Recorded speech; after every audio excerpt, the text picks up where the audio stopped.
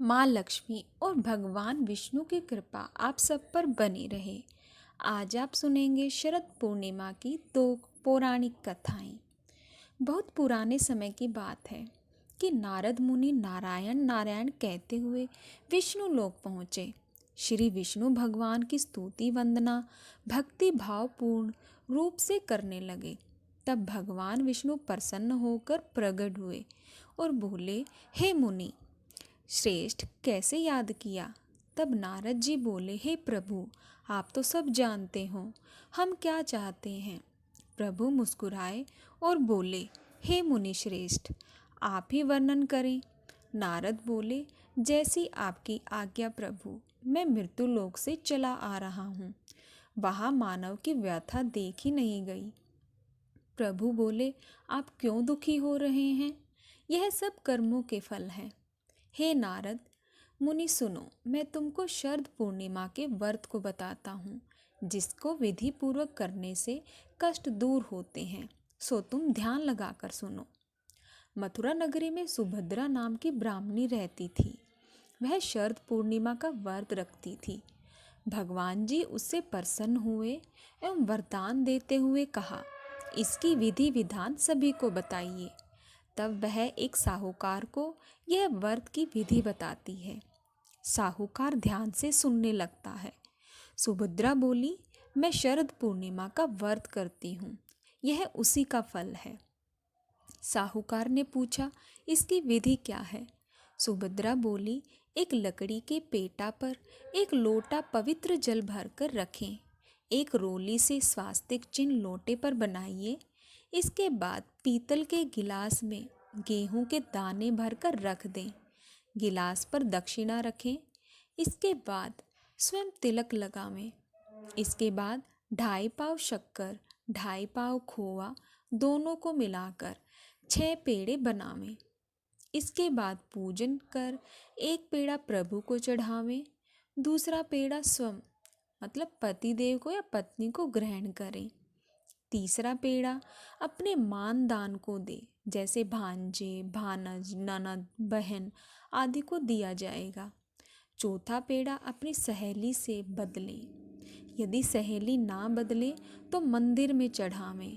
जो सहेली 6 माह व्रत रखे उसे ही पेड़ा दे। पांचवा पेड़ा घर के सदस्यों को बांटे और छठवां पेड़ा के 6 भाग बनाइए। उनमें से एक तुलसी को चढ़ाएं, दूसरा गौ माता को खिलाएं, तीसरा अहिर को देवें, चौथा गर्भवती स्त्री को देवें, पांचवा राहगीर बालक को देवें और छठा कुंवारी कन्या को खिलावें। इस प्रकार 6 पेड़ा वितरित करें। लोटे में रखे जल को चंद्रोदय के समय चंद्रमा को जल चढ़ावें। घर जाकर साहूकार ने पत्नी को व्रत रखने के लिए कहा। जब उसकी पत्नी ने व्रत की विधि पूछी तो साहूकार ने व्रत की विधि समझाई। तब उसने व्रत रखना आरंभ कर दिया। जिसका कहा, जब उसकी पत्नी ने व्रत को विधि पूछा, व्रत की विधि समझाई, तब व्रत शुरू कर दिया। जिसका फल यह मिला कि साहूकार के यहाँ 2 कन्याओं का जन्म हुआ। बड़ी का नाम सावित्री और छोटी का नाम चंद्रमुखी था। दोनों पूजन कार्यों में बहुत रुचि रखती थी और प्रतिदिन पूजा करती थी। यह देखकर कुछ समय बाद दोनों का ब्याह संपन्न करने के लिए घराने से रिश्ते आए। दोनों बहनें शरद पूर्णिमा का व्रत रखती थी। सावित्री विधि विधान से व्रत रखती थी, अतः उसे सुंदर संतान की प्राप्ति हुई। इसके विपरीत चंद्रमुखी अधूरा व्रत करती थी, जिसके कारण यह फल हुआ कि उसके पुत्र कुछ दिन जीवित रहकर स्वर्ग सिधार जाते थे। इस कारण चंद्रमुखी दुखी रहती थी। आखिर एक दिन चंद्रमुखी एक ज्योतिष से इसका कारण पूछती है। जब ज्योतिषी जी ने कहा, तुम अधूरा व्रत रखती हो, इस कारण तुम्हारी संतान स्वर्ग को प्राप्त करती है, अतः तुम बड़ी बहन सावित्री से विधि विधान पूछकर व्रत रखो। क्योंकि सावित्री विधि विधान से पूजा करती है और एवं श्रद्धा से व्रत रखती है।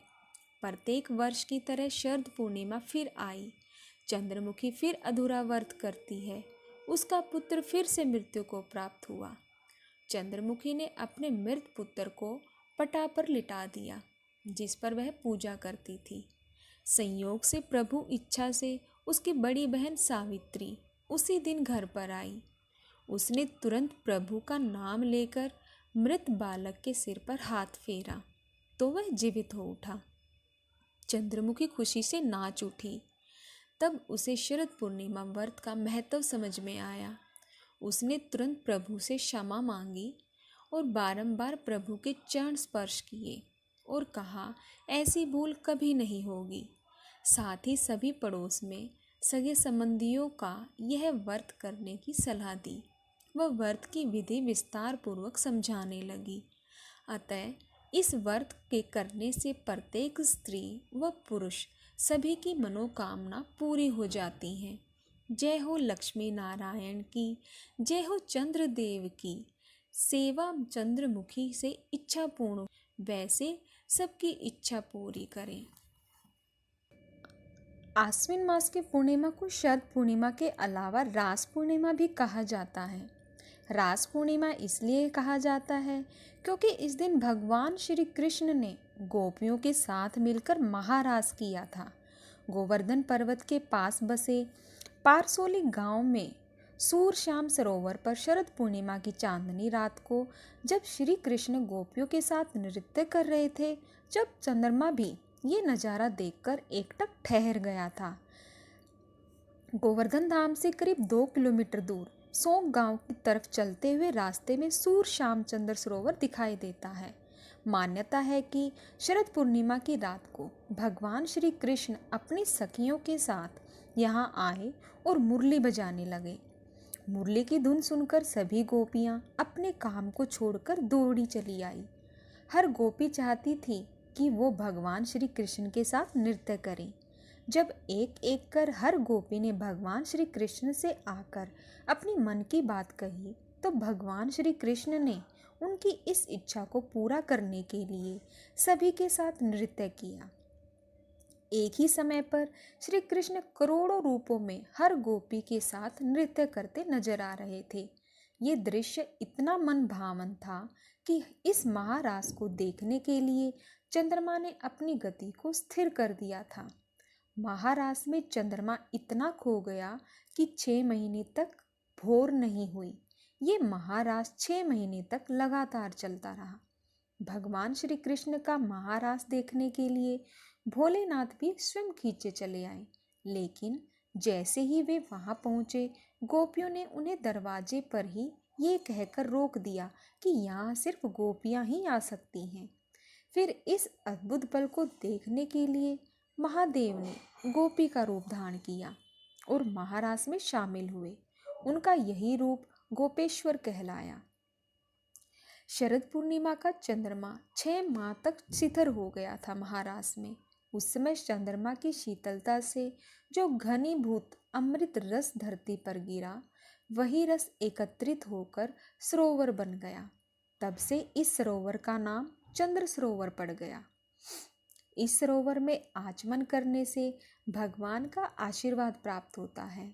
अगर कोई व्यक्ति इस चंद्र सरोवर में स्नान करता है तो उसकी सभी मनोकामनाएं पूर्ण होती हैं।